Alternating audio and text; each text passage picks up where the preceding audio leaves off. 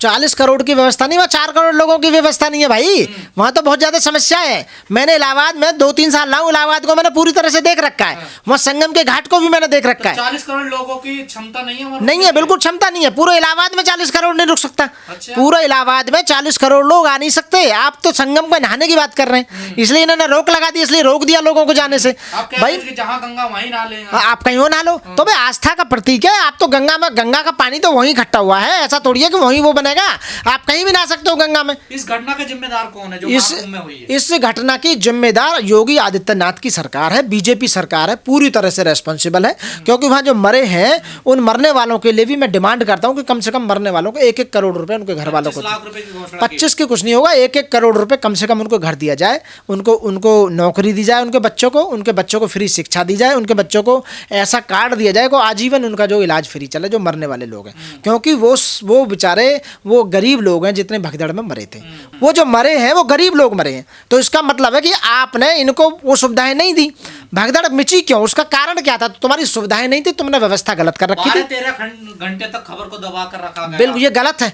आपकी बदनामी हुई है, और वो भी अंतर्राष्ट्रीय लेवल पर बदनामी हो रही है कि कुंभ में इतना बड़ा आयोजन किया जा रहा है, आपका 40 करोड़ लोग आ रहे हैं, आप दिखावा इतना कर रहे थे, वोट लेने के लिए कर रहे थे, वोट और कट गई उल्टी आपकी। तो आप हर चीज को राजनीति से जो जोड़ने की कोशिश कर रहे हैं, हर चीज को हिंदुत्व से जोड़ने की कोशिश कर रहे हैं, हर चीज से केवल आप बेनिफिट लेना चाहते हैं, हर इवेंट से बेनिफिट लेना चाहते हैं कि मुझे कैसे न कैसे हमको बीजेपी को सरकार बनाने के लिए वोट दी जाए। लोगों में रोष है, लोग परेशान हैं, लोग पूरी तरह से आरएसएस और बीजेपी से परेशान है कि इनका इंतजाम सही नहीं है और इस इंतजाम की वजह से हम इनको वोट नहीं देंगे। लोग कह रहे हैं बीजेपी बिल्कुल देश चलाने में नहीं बल्कि सरकार को चलाने में नाकाम है, व्यवस्था करने में नाकाम है।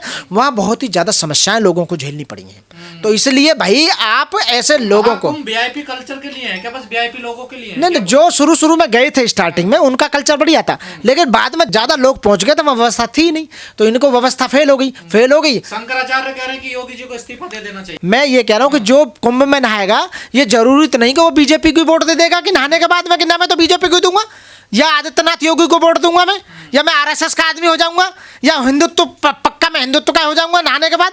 भाई नहाने के बाद से क्या, ये तो आस्था का मामला। मैं कुंभ में नहाने जा रहा हूँ, मैं तो नहीं दे रहा बीजेपी को वोट, समझ रहे हो ना? तो बीजेपी कब कह रही है हमें वोट दो? क्यों? बीजेपी वोट से ही तो जोड़ रही है वो।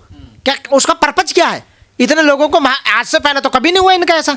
जब ये 240 पे अटक गए और 2 लोगों की हेल्प से सरकार चला रहे हैं सेंटर में, और 37 एमपी वो यूपी से अखिलेश यादव ले गया, इनके वहाँ से एमपी भी कम हो गए, तो इन्होंने सोचा कि यूपी से हम इतना बड़ा महाकुंभ दिखाकर और 40 करोड़ लोगों को वहाँ दिखाकर हम वोटों से जोड़ लेंगे।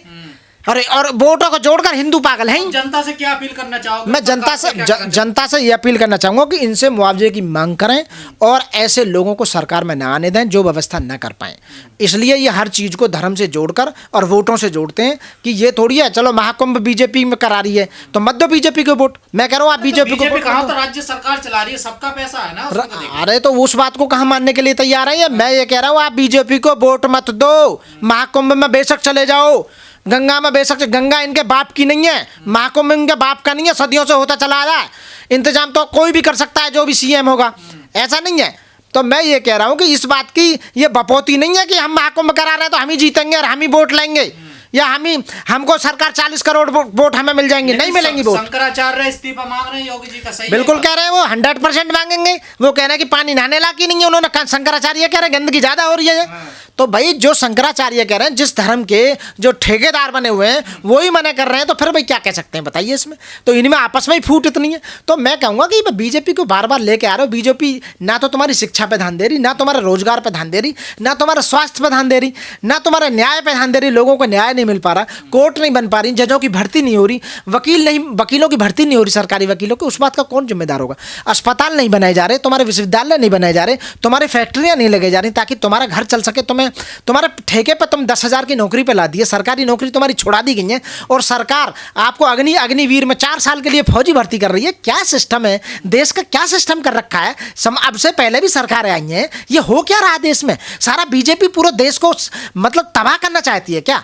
55 लाख पे आपको सौंपा था देश और 255 लाख करोड़ आपने कर्ज कर लिया देश पे। प्रधानमंत्री केयर फंड में आपने पैसा ले लिया, और उसके बाद भी आपने इलेक्ट्रल बॉन्ड के थ्रू 11,000 करोड़ रुपया ले लिया। ये पैसा कहाँ चला गया भाइयों? कहाँ खा गए? बताओ ना, कुंभ के नाम पर तुम हजारों करोड़ का बजट दिखाकर उसमें घोटाला जो कर रहे हो भाई, क्यों कर रहे हो? समझ नहीं रहे क्या? इस देश में लाखों करोड़ों वकील हैं, समझते नहीं है क्या? पढ़े लिखे लोग नहीं है क्या? इंजीनियर नहीं है क्या? डॉक्टर नहीं है? समझते हैं आपकी चाल को यार? क्या बात कर रहे हो? हमें सब पागल बनाओगे क्या? वो तो अनपढ़ लोग हैं जो नहाने जा रहे हैं। हम सवाल कर रहे हैं आपसे कि देश का पैसा गया कहाँ? और कल को बजट आ रहा है, अब बजट में देख लेंगे 1 फरवरी को। 1 फरवरी को बजट में क्या करोगे? तुम कुछ नहीं कर पाओगे। तुम्हें पता ही नहीं है देश में सिस्टम क्या हो रहा है, क्योंकि लूट लूट का सारा पैसा आपने बाहर भेज दिया, स्विच बैंकों में रख दिया सारा पैसा आपने, अपने अपने लोगों को रेबड़ी बांट दी, यहाँ बदनाम कर रहे हो। लेकिन इस घटना के बाद जितने भी आसपास के जिले, जितनी सीमाएं सब बंद कर देंगे, लोग 2-2 दिन से जाम में फंसे पड़े। हाँ, वो इसलिए बंद कर दी क्योंकि वहाँ व्यवस्था नहीं थी, वहाँ स्पेस नहीं था, वहाँ नहाने का इतना स्पेस नहीं था, वहाँ इतना रुकने का कोई इंतजाम नहीं था, वहाँ खाने का नहीं था, वहाँ पानी पीने का कोई इंतजाम नहीं था आम जनता के लिए।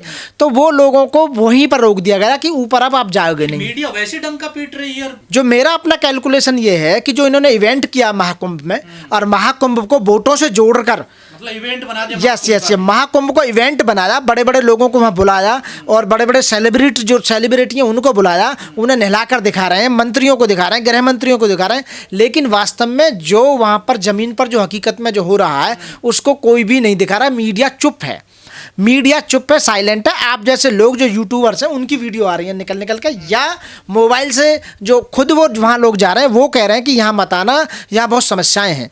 तो ये जो वोट लेने के लिए जो उन्होंने जोड़ा, बल्कि वोट कट गई। और धीरेन्द्र शास्त्री कह रहे हैं वहां पर कि जो नहीं आएगा वो देशद्रोही है ना। धीरेन्द्र शास्त्री वो गलत कह रहे हैं बिल्कुल कि जो नहीं नहाएगा वो देशद्रोही है। नहाने का काम तो सभी करते हैं, वो पानी कहाँ से जा रहा है? लोग तो सभी जगह जा रहे हैं। तो ये आपका कहना, धीरेन्द्र शास्त्री का कहना गलत है कि जो लोग नहीं आएगा, जो लोग नहीं, वहाँ मरने के लिए आए क्या? वहाँ आपके सीएम ने या आपके पीएम ने कोई व्यवस्था थोड़ी कर रखी है, कोई व्यवस्था नहीं है। गरीब लोगों के लिए बड़ी समस्याएं हैं वहाँ पे। ये वो जो अपने चेले हैं उनके लिए व्यवस्थाएं हैं, और कोई समस्या पूरी तरह से है। वहाँ लोग ज़्यादा ना जाएं।